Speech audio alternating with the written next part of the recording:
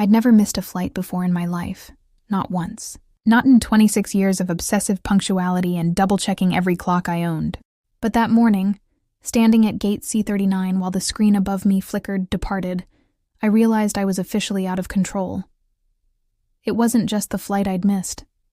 It was the interview, the one I'd spent 6 months begging for. A publishing assistant position in New York, my one-way ticket out of Denver, and out of a life of patching together freelance articles and temp jobs that barely paid rent. I stared at the window, watching the plane roll away like a taunt. No. My voice cracked as I pressed a hand to the cold glass. Flight to LaGuardia already gone, said the gate agent, not looking up from her keyboard. Next one's fully booked until tomorrow. Tomorrow. By tomorrow, my shot would be gone. I dragged in a shaky breath, trying to stay composed, but my phone was already buzzing. A text from Marla, my would-be interviewer. If you're not here by 2, I'll have to move on. So sorry. I felt something inside me drop, hard. I turned away from the gate, fighting tears and humiliation. That's when I collided with someone, or something. My laptop bag slipped off my shoulder and hit the floor with a thud. Careful, a deep voice said. I looked up, and froze. The man I'd run into wasn't just tall. He was commanding. Gray hair at his temples, a tailored charcoal suit that looked criminally good on him, and eyes the sharp color of a Colorado winter sky, blue, unrelenting, observant. I'm sorry, I stammered, bending to grab my bag. I didn't see you. He reached down at the same time, his cufflinks catching the light, and handed it to me with steady hands.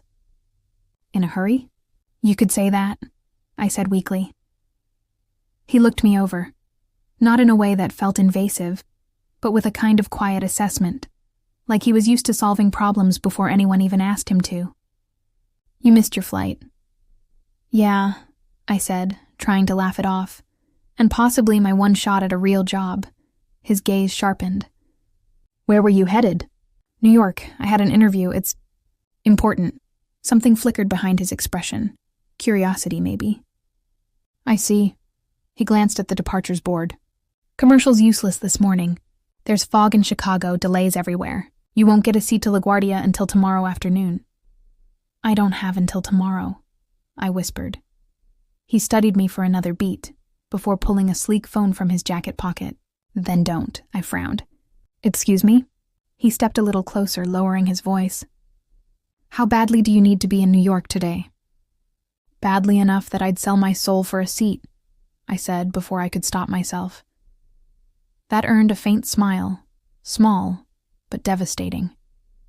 You won't have to sell your soul, he said, typing something quickly. Just accept a ride, I blinked. A ride? He looked up from his phone. My jet's leaving for Teterboro in 40 minutes. I can drop you off closer to Manhattan than LaGuardia would, if you want. I just stared at him. You have a jet?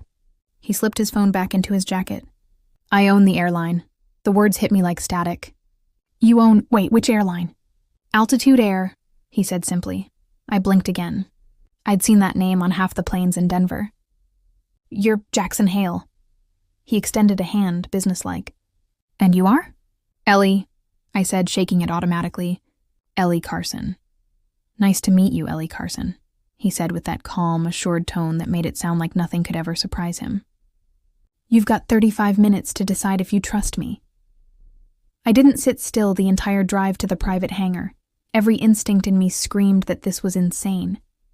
Accepting a ride on a private jet from a stranger. No, not a stranger. A billionaire stranger. Was something only people in thrillers or cautionary tales did. But as I sat in the back of his sleek black SUV, glancing at his reflection in the tinted window, all I saw was focus. He wasn't trying to charm me. He wasn't even looking at me. He was on a call, discussing something about an acquisition, his voice low, clipped, professional. There was power in the way he spoke, restrained, disciplined, but absolute. By the time we reached the hangar, I wasn't sure whether I was more nervous about missing my interview or being alone with him on that jet. The plane was gleaming white, compact but luxurious. sunlight bouncing off its polished surface. Inside, cream leather seats, gold fixtures, quiet hum of conditioned air. He gestured for me to sit. "You can relax. It's a 3-hour flight. Coffee?" I hesitated. "You're sure this isn't too much trouble?" He gave a short laugh, the kind of sound that made you forget how intimidating he was. If it were trouble, I wouldn't have offered. He poured the coffee himself, no assistant in sight, and handed it to me. "So, publishing?" "Trying to be," I said. "I write freelance, but this interview could actually get me something steady." He nodded thoughtfully, leaning back in his seat. "What do you write?" "Human stories," I said, "about people who lose things and find them again." He looked at me for a long time. "That's a good line," he said quietly. "People who lose things." I realized his tone had shifted, something almost wistful in it. I studied him. "Have you?" His jaw flexed slightly, more than I cared to admit. For a few seconds, the cabin felt different. Smaller, quieter. He turned his gaze to the clouds outside. My wife used to say planes were the only place I ever seemed calm. She was right. I swallowed, sensing I'd touched something delicate. "You're not married anymore?" He shook his head once. She passed. 6 years ago. The silence that followed wasn't awkward. It was heavy, full of unspoken things. I wanted to say something comforting, but nothing felt right. So I just said softly, "I'm sorry." He nodded once. "So am I." Halfway through the flight, I got a text from Marla. "Still at the office? If you can make it by 3, I'll wait." I gasped. "I can still make it." Jackson smiled faintly. "Told you it was worth trusting me." When we landed at Teterboro, he personally helped me off the jet and into a waiting car. The New York skyline shimmered in the distance, golden in the late afternoon light. I turned to him. "I don't even know how to thank you." "Don't," he said, hands in his pockets. "Just get the job." "I will." He nodded once, but his eyes lingered on me, like he wanted to say more, or maybe memorize me before I disappeared into the city. Then his driver called him, and I watched him walk away, tall, composed, the kind of man who looked like he'd never chase anyone. But for some reason, I knew he'd remember me, and I couldn't stop thinking that maybe I wanted him to. 3 months. That's how long it took for my life to change, and for him to reappear in it. After I landed that day in New York, I made it to my interview with minutes to spare. I somehow nailed it. A week later, Sterling & Page Publishing hired me as a junior editorial researcher. The office was small but prestigious, tucked inside a glass building off Fifth Avenue. It paid barely enough to survive in Manhattan, but every morning I woke up with purpose, and coffee I didn't have to pay for with quarters. Still, I thought about him. Jackson Hale, the man who had appeared like a storm and vanished the same way. I'd Googled him, of course. Founder and CEO of Altitude Air Group. Net worth rumored around $7 billion. Widower. Philanthropist. Every article showed that same half smile. Composed and unreadable. I told myself it was just gratitude, curiosity at most. But sometimes, when I passed LaGuardia and saw his planes lined up like sleek white birds, I'd feel something sharp twist in my chest. And then one Monday morning, my editor called me into her office. "Ellie," she said, glasses perched low on her nose. "I've got something for you." I nodded, heart racing. "A new assignment?" "Feature profile," she said. "We're doing a series on American visionaries. People redefining industries. You'll handle the piece on Jackson Hale." I froze. "Wait, Jackson Hale as in Altitude Air?" "That's the one." She smiled, oblivious to the chaos unraveling inside me. He rarely agrees to interviews, but his PR team just confirmed. He wants to meet this Thursday, at his corporate office in Midtown. I tried to swallow. "He requested me?" She looked up. "Actually, yes. Said he'd remember your name." My pulse thudded so loud I could barely hear her next words. He remembered me. By Thursday, my nerves were wrecked. I wore my best cream blouse and a navy skirt I'd ironed 3 times. My reflection in the elevator door looked like a poor attempt at professional calm. The elevator opened to a floor of glass and quiet luxury. Sunlight spilling over marble floors, a panoramic view of Manhattan stretching beyond the windows. The Altitude Air logo gleamed in silver on the far wall. The receptionist smiled. "Mr. Hale is expecting you." When I entered his office, he was standing by the window, back turned, phone pressed to his ear. He wore a dark suit again, tailored, immaculate, and when he turned at the sound of my steps, those blue eyes caught me off guard all over again. "Miss Carson," he said, his tone steady but softer than I remembered. "It's been a while." 3 months, I said before I could stop myself. He smiled faintly. "You counted. I felt heat rise to my face, only because that flight changed everything for me." He nodded once. "I'm glad." We sat across from each other at his massive glass desk. I set my recorder down, trying to sound professional. "I'm here on behalf of Sterling and Page to discuss your upcoming expansion." "I read the brief," he said smoothly. "But let's be honest. That's not why you're nervous." My throat tightened. "I'm not—" "You are," he interrupted gently. "I can hear it in your voice." His confidence was unnerving. I cleared my throat, forcing myself to look at him. "I appreciate what you did for me, Mr. Hale, but this is work. I need you to answer a few questions for the feature." He leaned back, studying me with quiet amusement. "Then ask away." I asked about the company's origins, about his leadership style, about expansion to international routes. He answered with precision, a man in full control, every word measured. But between his answers, something else pulsed. Curiosity. Focus. He kept looking at me as if searching for the woman who'd cried at gate C39 3 months ago. When I finally turned off the recorder, he said, "You've changed. How so?" "You look like someone who's learned to hide how scared she is." That shouldn't have stung, but it did. Maybe I just learned how to keep going. He nodded slowly, then said, "You're staying in the city alone?" "Yes. Safe neighborhood?" "Mostly." He watched me for another beat. "Then have dinner with me." I blinked. "Dinner?" "Consider it a follow-up interview," he said, standing. "Off the record." "Mr. Hale, that's not—" "Jackson," he corrected softly. "You called me that once." He was right. I had, on the plane. It had slipped out naturally then, like we weren't from separate worlds. "Dinner," he repeated. "Nothing formal.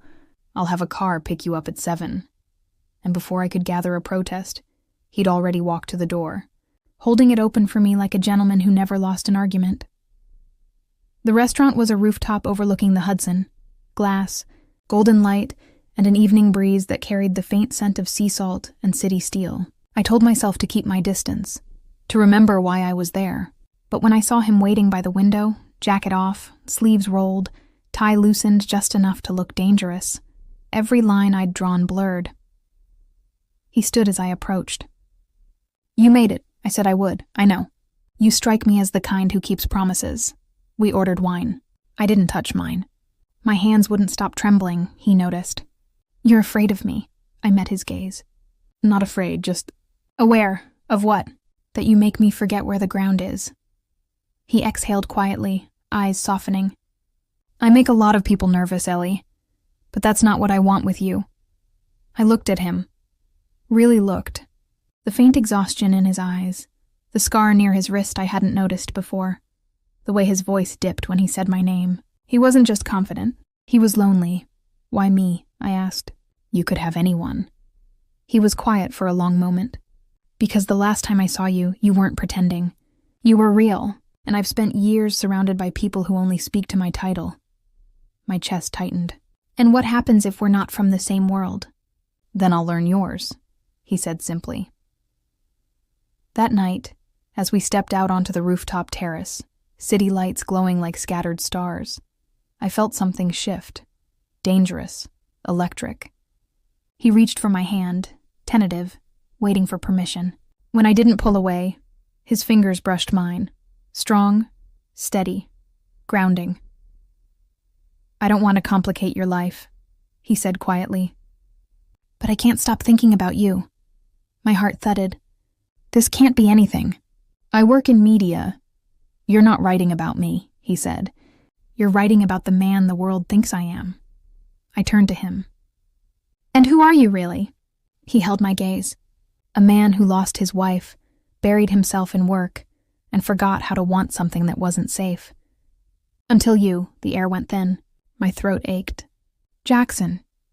He stepped closer, close enough that I could see the faint shadow of stubble on his jaw. Tell me to stop, and I will. I didn't. I couldn't. Every part of me wanted to be reckless for once. But just as the space between us vanished, my phone buzzed in my hand. My editor's name flashed across the screen. Urgent.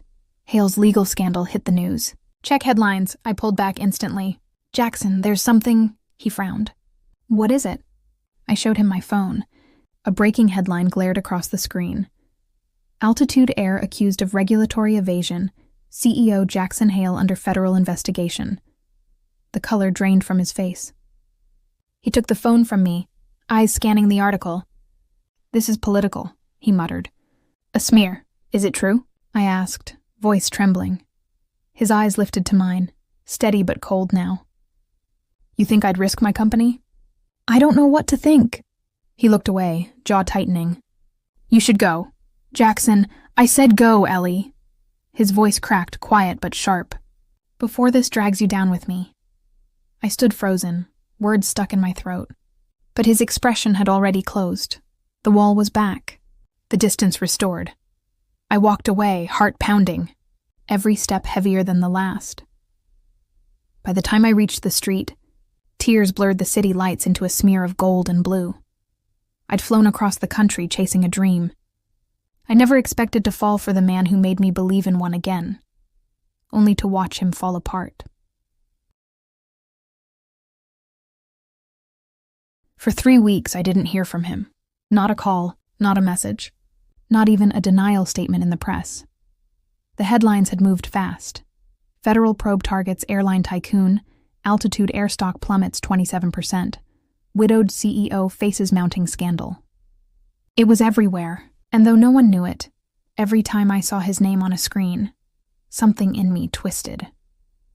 At the office, people whispered about him constantly.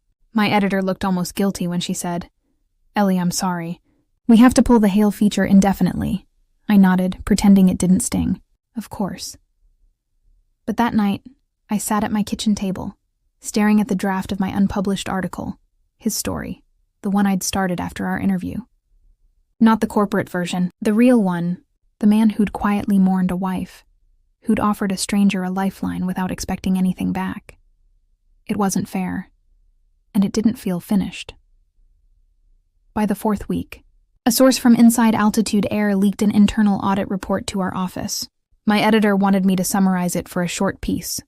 Neutral tone, no opinion.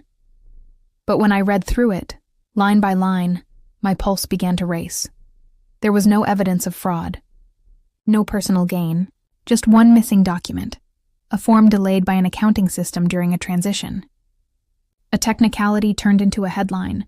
Someone had wanted him out, and I realized something even worse. No one was defending him. His board was silent, his PR team evasive. He was letting them burn his name. I couldn't. The next morning I called in sick, grabbed my laptop, and took the subway to the Altitude Air building. It was quieter now, security heavier, tension humming through the marble lobby. I'm here to see Mr. Hale, I said. The receptionist frowned. I'm sorry, he's not taking visitors. Tell him Ellie Carson is here, I said, voice firmer than I felt. He'll know who I am. 5 minutes later, a security officer escorted me to a private elevator. My hands trembled the entire ride up. When the doors opened, I found him alone in his office, standing by the same window as before. His suit jacket was off, sleeves rolled, tie loosened. There was exhaustion in his face, the kind that didn't come from lack of sleep, but from fighting too many battles alone. He turned slowly. You shouldn't be here. Maybe not, I said. But I'm not leaving until you hear me out. He sighed, turning back to the view. If this is about the stories, I've read them all. It's about the truth, I said. The audit report cleared you. There's nothing criminal, not that it matters. His tone was low, detached. Once they decide you're guilty, You stay guilty. I took a step closer. Why aren't you fighting back? He didn't answer right away. His hand flexed against the glass. Because I've already lost everything once. My wife, my peace. I don't have the energy to prove myself to people who never cared about the truth. Then what about the people who do? I said softly. He looked at me for the first time.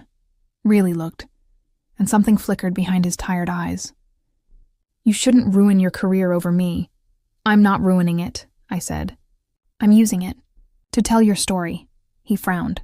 Ellie, I've written a piece, I said quickly, words tumbling out.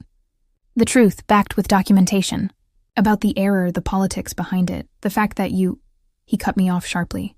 You can't publish that. It'll drag you into this mess. I don't care. The words came out louder than I expected. You helped me when you had nothing to gain. You didn't even know me. You believed in me when no one else did. So forgive me if I can't just sit back while the world destroys you. For a moment, silence filled the room. Heavy and charged. Then he said quietly, You're shaking. I'm angry, I whispered. And terrified, but mostly angry. Something in his expression softened. The faintest hint of the man from that flight, calm and quietly steady. He stepped closer, slow, deliberate. You remind me what it's like to care about something that isn't measured in numbers or stocks or headlines. I swallowed hard. Then fight for it. For yourself. He looked down at me, voice low. You're dangerous when you care. Then stop pushing me away, I said. Let me help. His hand brushed my cheek then, tentative, reverent. You shouldn't have to fix what I broke. You didn't break anything, I said. You were framed, and I'm going to prove it.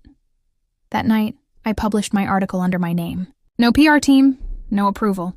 Just facts, evidence, and my own words. Headline, The Man Behind the Scandal. What the Investigation Got Wrong About Jackson Hale. It went live at 9:47 p.m. by sunrise. It had been shared over 300,000 times. Industry insiders confirmed the audit report. Analysts called it a rush to judgment. Even federal investigators issued a public statement. No criminal findings at this time. When my editor called me in a panic, half furious, half impressed, I was already standing outside the Altitude Air headquarters again. Reporters crowded the sidewalks. But when Jackson emerged from the revolving doors, dressed in navy, tie knotted crisp again, the noise fell into an odd hush. He scanned the crowd, and then saw me. For a second, the world seemed to slow. He walked straight toward me. You published it, he said. I did. And now they'll tear you apart. Let them try, I said, smiling faintly. I told the truth. He studied me. That quiet, steady way he had of looking right through the noise. You're remarkable. I'm stubborn, I corrected. His jaw tightened, like he was fighting something. Then, suddenly, he reached for my hand and pulled me aside, away from cameras, into the shadow of the building. You didn't have to do this, he said, voice rough now. You didn't owe me anything. I know. Then why? Because you were the first person who didn't see me as temporary. He froze, the same way he had that first day at the gate, when I told him I'd missed my flight. For a moment, neither of us spoke. Then he said quietly, I couldn't forget you. I tried.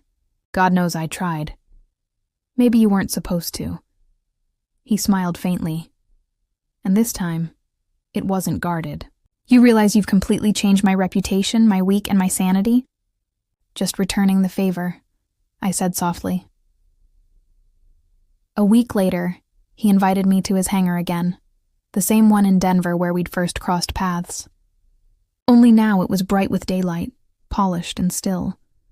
I thought I'd return the gesture, he said. One more flight, to where? He smiled. Anywhere you want. I stepped inside the jet, my chest tight with emotion. Everything looked the same, the cream leather, the soft hum. But this time it felt different.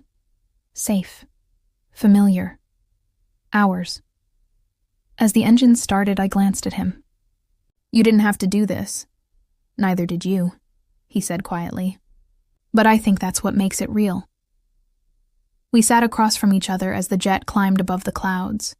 The world stretched open, endless and bright. I spent years being afraid of losing control, he said finally. Then you showed up and everything fell apart in the best way possible. My heart swelled. And I spent years thinking people like you only existed in headlines. He smiled. Slow. Genuine. Guess we both needed to be proven wrong. When his hand reached for mine, it didn't feel rushed or reckless. It felt right, like we'd been flying toward this moment all along. Hours later, we landed in a small airfield outside Napa Valley, vineyards spreading endlessly under the sun. He stepped out first, turning back to offer his hand. You said you write about people who lose things and find them again. I did. He held my gaze. So what did you find? I took his hand, my fingers tightening around his. You. His smile deepened. Quiet, sure. Then maybe I found you too. The wind carried the faint scent of grapes and jet fuel, the kind of strange mix you never forget. I looked up at him. The man who'd changed my life by offering me a seat on his jet, and somehow ended up giving me far more than that. Hope, belonging, a future. And as we stood there in the golden daylight, I realized something simple and certain. Sometimes, missing one flight means finally taking the right one.